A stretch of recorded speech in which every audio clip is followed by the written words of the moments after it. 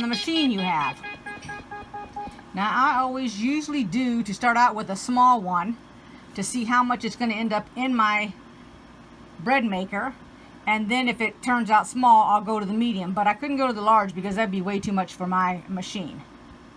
But I bought this separate from my machine. This is not the book that came with my machine.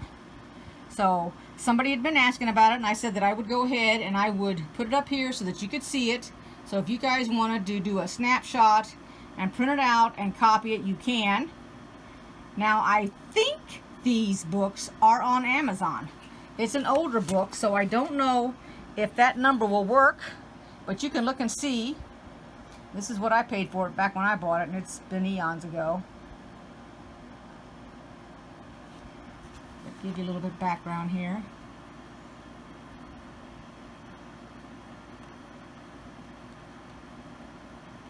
Alrighty, so now let me show you the dies we're going to be using. This is going to be my background.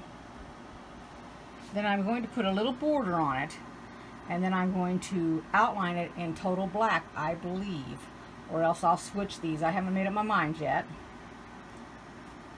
So this white, which has silver in it, for the snowflake. I chose the red for the sleigh. This is the type of red that I have. I didn't want to go with a solid. And then I was thinking of doing the reindeer in a blue. I've misplaced my blue. What did I do with it? Oh, there it is. Hold on. Here's the blue that I found. Now, of course, I don't feel like any of this is going to go with the background, but I like the background, so that's why I'm keeping it. And then as far as the packages, I picked out these three colors right here for the packages. So let's go ahead and we're going to put our fusible on the back side before we cut them with our die cutter. Now to decide what size fabric to cut so that you're not just cutting everything and anything, let's go with the sleigh for starters. I take my ruler and I try to keep 1/4 of an inch or 1/2 of an inch beyond the shape itself. So this one here, let's start with the one. The one is here, so we're going down. So there's the 1/2 inch, and if I come down, I need to come down to 4 1/4. And then if I go this direction, I need to come all the way down to 5 looks like 5/8, or you can make it 6. It's not going to run into anything else. And then that's the size that we would need. So 4 1/2 by 5 3/4 for the reindeer. And then I believe this, let me make sure whether it fits a 5 or not. It could actually fit a 5-inch square because that covered the whole thing to make that reindeer. The snowflake, same thing. That'll cover it. Let me move it into the camera a little bit. Here's the snowflake. So we can get by with it right there. And then that is everything. So let me go ahead and get my fusible out. Here I am, and I have my stuff out. This is what I use. Now I have pre-cut a whole bunch of these off my roll and put them in this bag. I just reused the bag, but this is the exact product that I use. It's cheaper if you buy a great big huge roll and you do a lot. So it's double-sided, so you just peel off your paper on one side, and then you put it on the wrong side of the fabric. I'm going to smooth it down, and that side is finished. And then I set it aside. And then I'll bring my next piece, which is the snowflake. I'll put up here at the edge, just like this. And I will go ahead, and what I'm doing is I'm taking it a little bit off of the side so that when I go to cut the fabric, or cut the paper, it'll fit underneath the fabric. You can mark it with a pencil. You can cut it with your scissors if you want, your paper scissors. If you do use your rotary cutter and you want to get that sticky stuff off, All you have to do is put a little alcohol on it, and that'll take care of it. Now we're going to make sure it's going to fit the whole thing, and it will. If in doubt, it might be a little bit too big on this corner, so I'm going to take some of this off.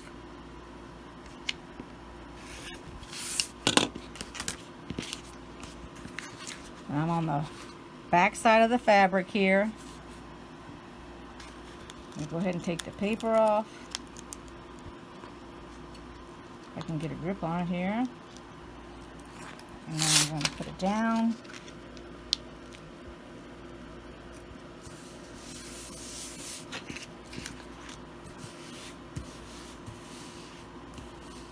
And since I bent this, somehow it's got a little crease right here. I'm going to go ahead and iron it so it will iron on there.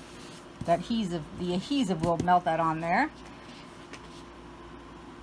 And that's my 3 main pieces. So to do our reindeer, which we chose this white, we're going to lay our fabric.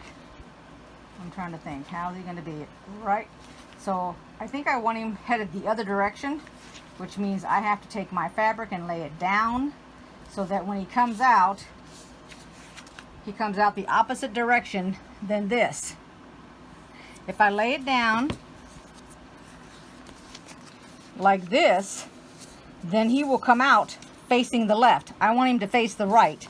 So to have him face the right, I've got to cover him this direction, and I have to put this little cutting mat on top, because the blades, this gets pushed down on the blades, which cuts the fabric and the fusible.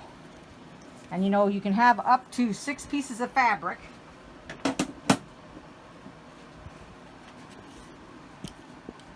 I'm just doing this one at a time here. I've got it turned on.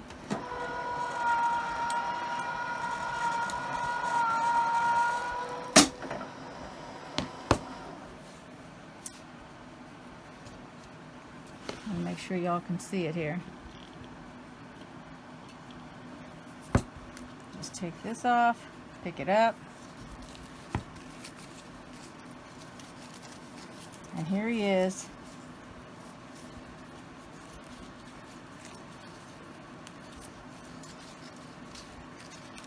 Facing the right side. Okay, so I think I need to get my scissors over here. Let's get a little piece stuck. Where is the piece stuck? Over here.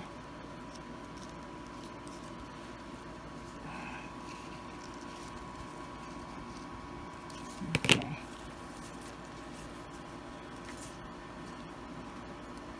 And there he is.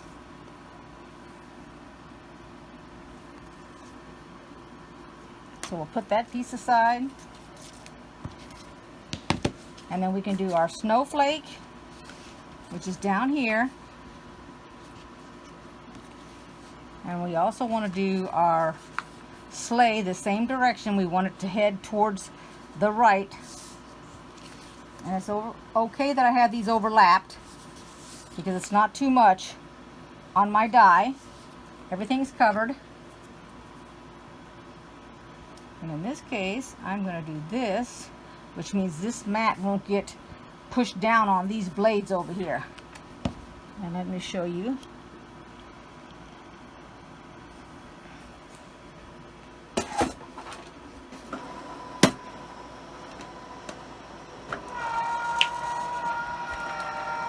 This way it stays on your mat. Let's take a look at them. There's the snowflake. Might have to be clipped a little bit. There's the sleigh. So it's going the right direction. The snowflake didn't make a difference, but he does have some spots that didn't get snipped. Let's see. Which happens. And all I do is go along and snip them. I can't find where they're at.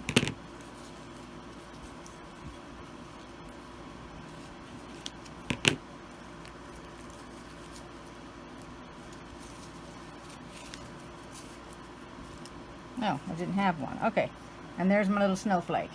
Alrighty, so this is the fabric. So let's go ahead and we're going to iron it. So I've got it so it's just now lifting off the ground here and going into the sky. And now we just need to embroider around it and then do some embellishments on it. Now for all of those that have this die or want it or are interested in it, this specific one, I actually bought another one right here that I would like to give away. So let me know in the comments below that you would like to have this die, and I would be more than happy to send it to you. I have it embroidered all the different pieces, and I just used the quilting applique stitch, which is that one that goes inward.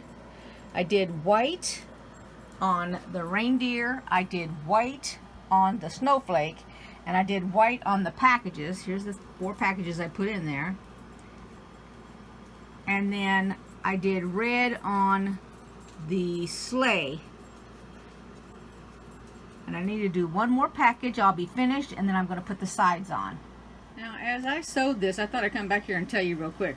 So this is not my regular foot. This is my open-toed, so I can see what's going on here. And my machine locks itself into place whenever I use these, I'm going to call them specialty stitches. So when I push this button here, which is actually the return button, all that thing does is go up and down. And I will show you here.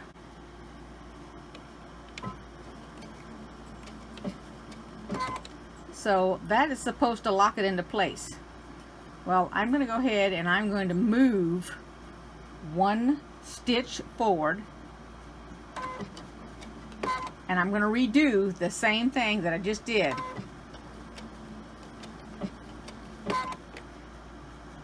Now I can just lift up the needle, lift up the foot, and back it up a little bit so that I can go back down in the same exact spot. I don't know if I can do this one-handed, but let me see here. There we go. And repeat the exact process to make sure that it did in fact lock itself into place. Now the next thing that I want to do is I want to come forward, and I will normally count my stitches. Now my length, which means the distance between the needle coming forward. Oops, I just tried to grab that hook to show you something.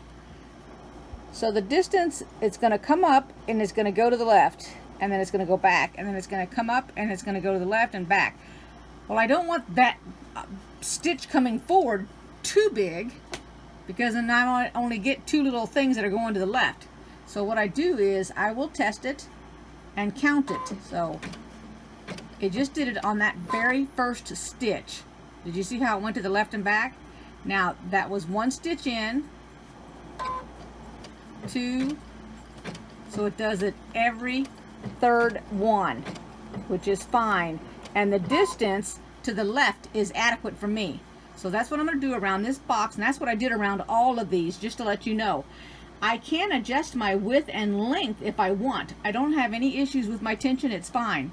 This machine has an automatic tension, and what it does is it takes the, I think now, the weight of your fabric. Somehow it knows whether you have 2 or 3 layers, 1 layer, and what you have, and then it does it for you. So I won't have a lot of bunch up in the back, which I can show you here when I'm finished.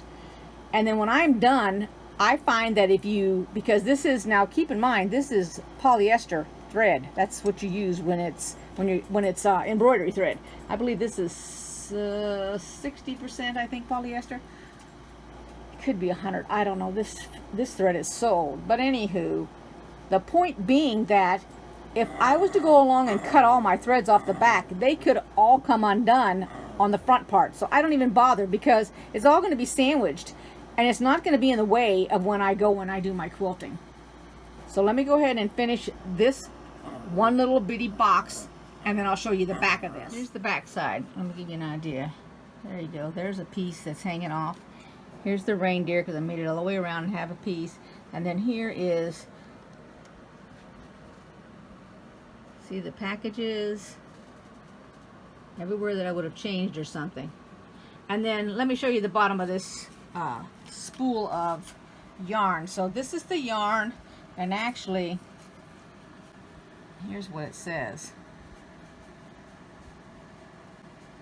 So it's actually rayon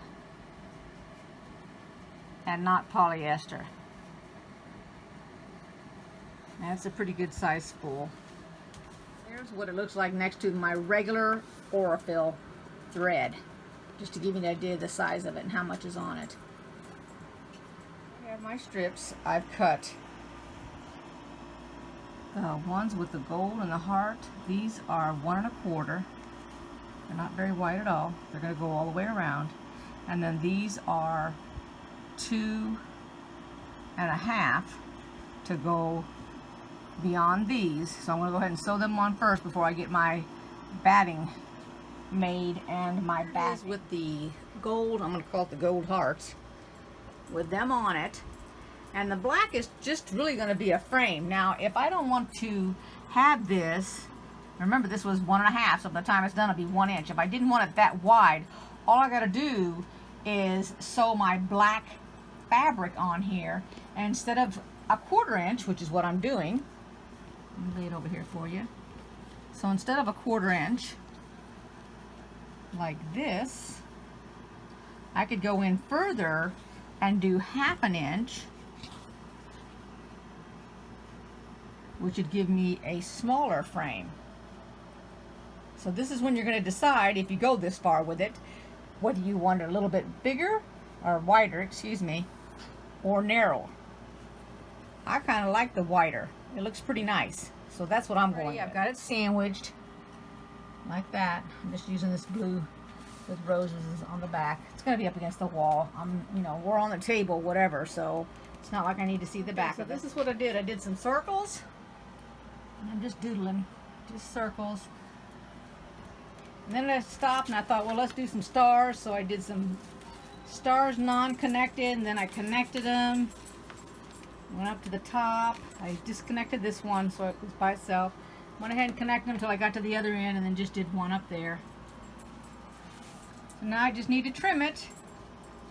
I'm going to do that now. I forgot to show you, I actually connected 2 pieces before I did the sandwiching, because I didn't have a big enough piece of batting, and I had some scraps that I was using for this project. So all I did was zigzag. This is the stuff that you get that you iron on, which you got to be really careful, because you know when you iron on this, it becomes really messy. So I covered it up before I ironed, and then I just went ahead and did some zigzags to hold it. That's all. I went ahead and I've cut it off now, so I'm ready to put the binding on. I decided to wait on the embellishment because what I want to put on there I don't have yet. So when I get it, I'll put it on there. Okay, so here it is, all done. And let me tell you what I did when I did this border here. So first I laid it on this side and sewed it just like you would when you do your binding. But the problem is that when you sew it on this side, you have to flip it over to the other side. And then you're supposed to sew it on this side, but I didn't want to do that because then you would see it. So I clipped it all the way around, just as if I was going to go ahead and sew it on this side. I flipped it back over to the right side, and I literally went right in the ditch. Let's see if you can even see. See the little black stitches right there? So I had black on the top, and I had white on the bottom. And stitch it like that, because like I said, I don't care what the back looks like, because it's going to go up against the wall. So I don't mind that this is out. Now if I care about this, I can go back and I can tack all this down by hand. But this is the way that I want it to look when it was finished. So there you go. I got the whole thing done. And now I can either use it on a table, because I do have a small enough table to put that on, or I can just hang it on the wall. I hope you guys liked this video. Give it a thumbs up if you did. You can make a comment. And I'll see you next time. Bye-bye, everybody. Thanks for watching.